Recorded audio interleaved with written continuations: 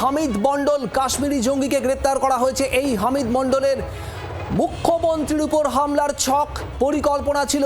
এখনো পর্যন্ত এই হামিদ মণ্ডলের মোবাইল থেকে যে তথ্য পাওয়া যাচ্ছে তা থেকে এমনটাই আঁচ করছেন পুলিশ তদন্তকারীরা। এবং সেক্ষেত্রে কি ধরনের পরিকল্পনা আর কারা কারা জড়িত ছিল সবটাই খতিয়ে দেখা হচ্ছে। আপনাদের জানাবো, বর্ধমান থেকে গ্রেপ্তার করা হয়েছে কাশ্মীরের এই জঙ্গি জৈশ জঙ্গি হামিদ মণ্ডলকে গ্রেপ্তার করেছে বেঙ্গল এসটিএফ।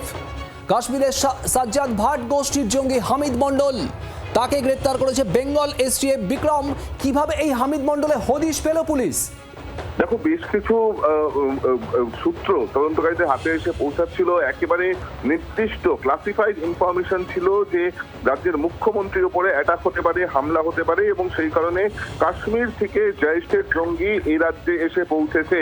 এরপরে কিন্তু বেঙ্গল এসটিএফ তারা নিজেদের যে বিভিন্ন এজেন্সিজ রয়েছে তাদেরকে কিন্তু কাজে লাগায়, এবং তারপরেই জানা যায় যে নির্দিষ্টভাবে এই হামিদ মণ্ডল সে বর্ধমানে একটি হাউজিং স্টেটে সেখানে কিন্তু সে রয়েছে।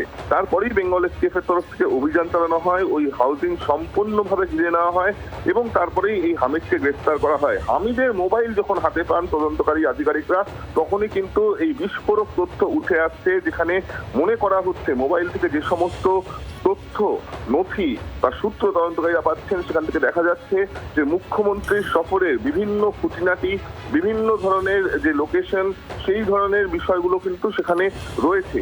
একজন কাশ্মীরি জঙ্গি, জৈশের জঙ্গি, তার কাছে রাজ্যের মুখ্যমন্ত্রীর এই ধরনের ডিটেল থাকবে কেন, এই প্রশ্ন কিন্তু এই মুহূর্তে হামিদকে করা হচ্ছে। এবং এই হামিদের নেপথ্যে আরো কারা কারা রয়েছে, হামিদের সঙ্গে আরো কারা কারা রয়েছে, মূলত কি প্ল্যান ছিল, কি পরিকল্পনা ছিল, তা এই মুহূর্তে জানা। সঙ্গে থাকো বিক্রম। এই মুহূর্তে আমরা টেলিফোনে যোগাযোগ করেছি প্রাক্তন পুলিশ কর্তা, প্রাক্তন ডেপুটি কমিশনার সত্যজিৎ বন্দ্যোপাধ্যায় রয়েছেন আমাদের সঙ্গে। সত্যজিৎ বাবু, চাঞ্চল্যকর কাশ্মীরের জঙ্গি জৈশ জঙ্গি বর্ধমানে এসে ঘাঁটি গেড়েছিল। বেঙ্গল এসটিএফ গ্রেপ্তার করেছে এই হামিদ মণ্ডলকে, এবং এখনো পর্যন্ত যে তথ্য পাওয়া যাচ্ছে তার মোবাইল ঘেটে মুখ্যমন্ত্রীকে উপর হামলার পরিকল্পনা ছিল। কিভাবে দেখছেন? সাংঘাতিক ভয়ানক খবর জানাচ্ছেন। মুখ্যমন্ত্রীর উপর হামলা এটা চিন্তাই করা যায় না, এবং আপামর ভারতবাসী, আপামর কলকাতা এবং পশ্চিমবঙ্গবাসী শুনে আতঙ্কগ্রস্ত হয়ে পড়বে, নাম্বার ওয়ান। নাম্বার টু হচ্ছে, দেখুন, যে এই যে ধরা পড়লো তার প্রত্যেকটা চ্যাট থেকে বার করতে হবে যে তাকে জঙ্গি কোথা থেকে আসলো, কে তাদেরকে ব্যাক করলো, এবং কে তাদেরকে ডাইরেকশন দিল, কার অর্ডার শুনতে সে বাধ্য ছিল, এবং কিভাবে সে পশ্চিমবঙ্গে কিংবা ভারতবর্ষে ঢুকেছে, এবং কি কি ফান্ডিং নিয়ে ঢুকেছে। এই যে টেরর ফান্ড, আমরা যেটা বারবার বলি আপনাদের চ্যানেলে, যে টেরর ফান্ড গুলোকে আলটিমেটলি বন্ধ করতে হবে।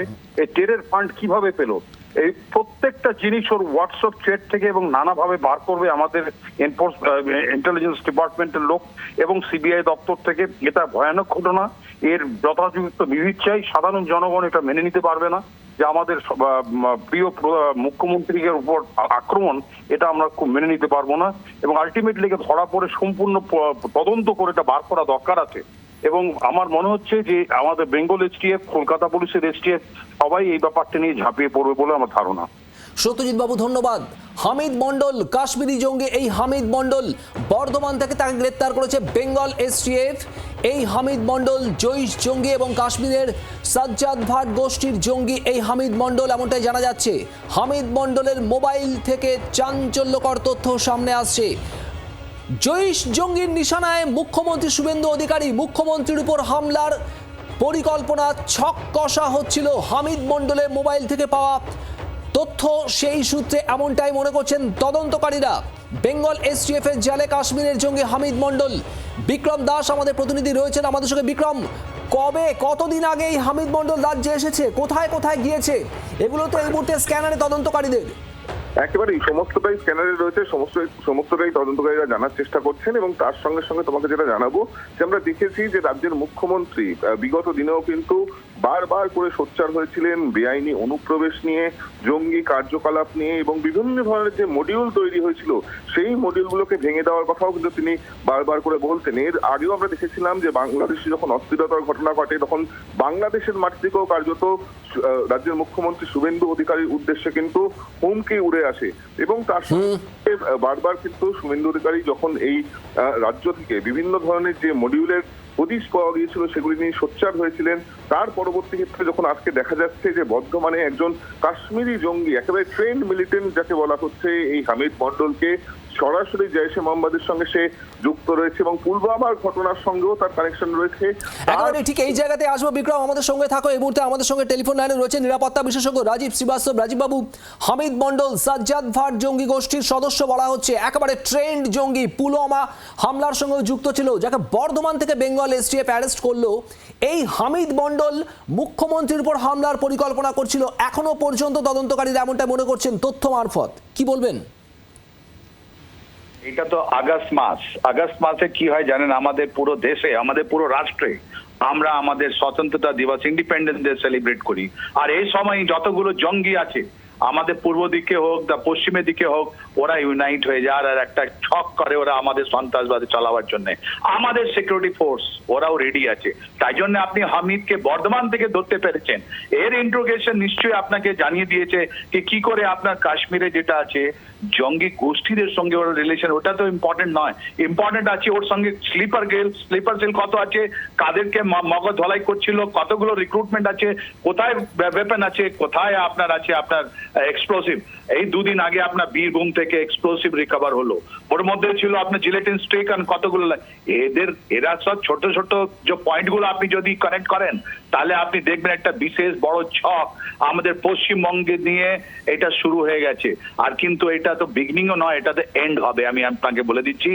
কেন যে এই আমাদের যে এখানে বিজেপি গভর্নমেন্ট, একটা রাষ্ট্রবাদী গভর্নমেন্ট এসছে, ওটা নিয়ে অনেকগুলোর লোকের একটা মাথার যন্ত্রণা হয়ে গেছে। আপনার বাংলাদেশের আপনি যদি মিডিয়াগুলো পড়েন বা পাকিস্তানে দেখেন, ওদের যে এবার যে যুদ্ধ ইষ্ট দিকে হবে, এই ইষ্ট দিকে আমাদের হাইব্রিড ওয়ারফেয়ার যেটা আমরা বলি, ফিফথ জেনারেশন ওয়ারফেয়ার যেটা বলি আমরা বলি এসিমেট্রিক্যাল ওয়ারফেয়ার আমরা বলি, এই করার জন্য এই ছোট ছোট জিনিস আমরা এখন ধরতে আরম্ভ করেছি। মনে রাখবেন এই বীরভূমে আমাদের হয়েছিল আপনার যেখানে আর্মস ড্রপিং কেস, রাইট, ওইটা ভুলে যাবেন না। তাহলে এখান থেকে আর্মস ড্রপিং কেস, এখানে যতগুলো মাইন্স গুলো আছে ওখানে উপরে বিশেষ নজর না রাখলে ওখান থেকে এক্সপ্লোসিভ আসবে। এই কলকাতার দখল আপনাদের বাংলাদেশের গভর্নমেন্ট অ্যাটিটিউড দেখে নিন এখন পর্যন্ত আমাদের তারিখ রাজীব বাবু, ধন্যবাদ। রাজীব শ্রীবাস্তব নিরাপত্তা বিশেষজ্ঞ আমাদের সঙ্গে ছিলেন টেলিফোনে। আর এই মুহূর্তে আমরা টেলিফোন লাইনে পেয়েছি বিজেপি সাংসদ রাহুল সিনহা আমাদের সঙ্গে রয়েছেন। রাহুল বাবু, হামিদ মন্ডল সাজ্জাদ ভাট গোষ্ঠীর জঙ্গি হামিদ মন্ডলকে বর্ধমান থেকে বেঙ্গল এসটিএফ অ্যারেস্ট করেছে। তার মোবাইলের তথ্য বলছে মুখ্যমন্ত্রীর উপর হামলার পরিকল্পনা ছিল। কতটা অ্যালার্মিং এ রাজ্যের বুকে? দেখুন, বিষয় হচ্ছে অ্যালার্মিং তো বটেই, তবে আমরা জানতাম যে এই জাতীয় একটা প্রচেষ্টা যে হবে এটা স্বাভাবিকভাবে জানতাম। কিন্তু আমি সঙ্গে সঙ্গে গোয়েন্দা দপ্তর এবং পুলিশ প্রশাসনকে ধন্যবাদ দেব যে তারা ঠিক সময় মতো বিষয়টাকে তারা টেক আপ করতে পেরেছে। এবং বিষয় হচ্ছে এখন যেটা দেখতে হবে যে এর সাথে আর কারা কারা আছে। ও তো এখানে কোনো মিশনের জন্য এলে একা একা তো আসেনি, অতএব এই মিশনের সাথে অন্যরাও জড়িত আছে। কাদের সঙ্গে সংযোগ হয়ে এরা এই কাজ করছে, এর সাথে কোনো রাজনৈতিক ব্যক্তিত্ব বা রাজনৈতিক গোষ্ঠী যুক্ত আছে কিনা সেটাও এখন খতিয়ে দেখতে হবে। অতএব সব বিষয়ে খতিয়ে দেখা ইমিডিয়েট দরকার। তার কারণ যাতে ভবিষ্যতে এই জাতীয় যে প্রচেষ্টা যারা করার চিন্তা করছে তারা যেন প্রথমেই একটা সমূলে ধাক্কা খায়, এটা আমরা চাইছি। অতএব এখন গোয়েন্দা দপ্তর এবং বাকিরা খবর যা নেবে তার থেকে আমার মনে হয় অনেক কিছু স্পষ্ট হবে। আর এখানে যত আপনার উগ্রপন্থীরা কাজ করছে, রাজনৈতিক যোগাযোগ ছাড়া কোনো উগ্রপন্থী নেই। অতএব সেই কারণে কোন রাজনৈতিক গোষ্ঠীর সাথে এরা গাঁটছড়া বেঁধেছে সেটা সহজেই অনুমেয়, তবুও আমরা পরিষ্কারভাবে এর তদন্ত এবং তার সত্য উদ্ধার চাইছি। রাহুল বাবু, আপনাকে ধন্যবাদ। রাহুল সিনহা বিজেপি সাংসদ আমাদের সঙ্গে ছিলেন টেলিফোনে। অরূপ লাহা আমাদের অপর প্রতিনিধিও রয়েছেন। অরূপ, একটু জানতে চাইবো, এই হামিদ মন্ডল বর্ধমান থেকে তাকে গ্রেপ্তার করেছে বেঙ্গল এসটিএফ, কিভাবে এই হামিদের হদিশ পাওয়া গেল, কখন গ্রেপ্তার করলো পুলিশ? দেখো, এসটিএফ গতকালই জানতে পারে যে বর্ধমান শহরের উপকণ্ঠের এনএস উপনগরীতে এই হামিদ বলে একজন আইএসআই জঙ্গি আছেন এবং তার খোঁজেই বর্ধমান থানার সহযোগিতায় রাতভর তল্লাশি চালিয়ে একদম ঠিক আসল যে জায়গা সেটা পৌঁছে যায় এবং এই মুহূর্তে তাকে গ্রেপ্তার করা হয়েছে এবং তাকে গ্রেপ্তার করার পর তাকে জিজ্ঞাসাবাদ করা হচ্ছে এবং আশা করছি কিছুক্ষণের মধ্যেই হয়তো আজকেই তাকে বর্ধমানের আদালতে তোলা হবে। এর বাইরে পুলিশের পক্ষ থেকে কিছু বলা যাচ্ছে না, তবে এই ঘটনার পর থেকে কিন্তু কার্যত বলা যায় রেনেশ উপনগরী যারা বাসিন্দা তারা আতঙ্কিত, তারা অনেকটাই আতঙ্কগ্রস্ত হয়ে পড়েছেন যে এই তাদের যে রেনেশ উপনগরী সেখানে সিকিউরিটি ব্যবস্থা না অরূপ, এই রেনেসাঁ উপনগরীতে এই হামিদ মণ্ডল, জঙ্গি হামিদ মণ্ডল কতদিন ধরে ছিল সে বিষয়ে কিছু জানা যাচ্ছে? এখনো পর্যন্ত জানা যাচ্ছে না, তবে আমরা যেগুলো পুলিশ সূত্রে জানতে পারছি যে বেশ কিছুদিন ধরেই তিনি এখানে ঘাটাঘা দিয়েছিলেন এবং সেইটা সূত্র ধরেই এসটিএফ বর্ধমান থানাকে জানায়। বর্ধমান থানা এবং এসটিএফ যৌথ অভিযান চালিয়ে রাতেই তাকে আটক করে এবং তাকে গ্রেপ্তার করা হয়েছে এই মুহূর্তে। অরূপ, ধন্যবাদ।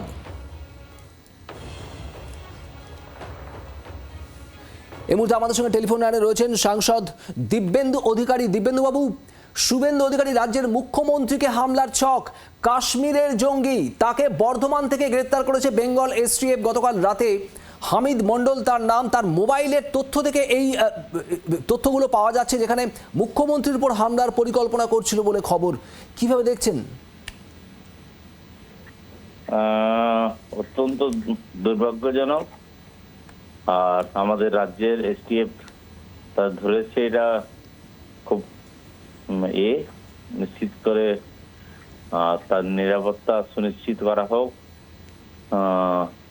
আমরা আশা করি এই ধরনের রাষ্ট্রদ্রোহীরা কাজ করছে কেবল শুধু নয়, আমাদের দেশের রাষ্ট্র যিনি প্রধানমন্ত্রী তারও নিরাপত্তা এবং দেশের স্বরাষ্ট্রমন্ত্রী, আমরা সকলে উদ্বিগ্ন। আর পশ্চিমবঙ্গ যেহেতু বর্তমানে আমাদের সনাতনীদের সরকার প্রতিষ্ঠিত হয়েছে, সেই জন্য এই ধরনের হয়তো আমি এখনো সম্পূর্ণ জেনে উঠতে পারিনি। আমরা আশা করছি নিশ্চিতভাবে তদন্ত হবে এবং সেই তদন্তের সঠিক বিচার নিশ্চয় হবে। বাংলার আওয়াজ, বাঙালির আবেগ, জি 24 ঘন্টা।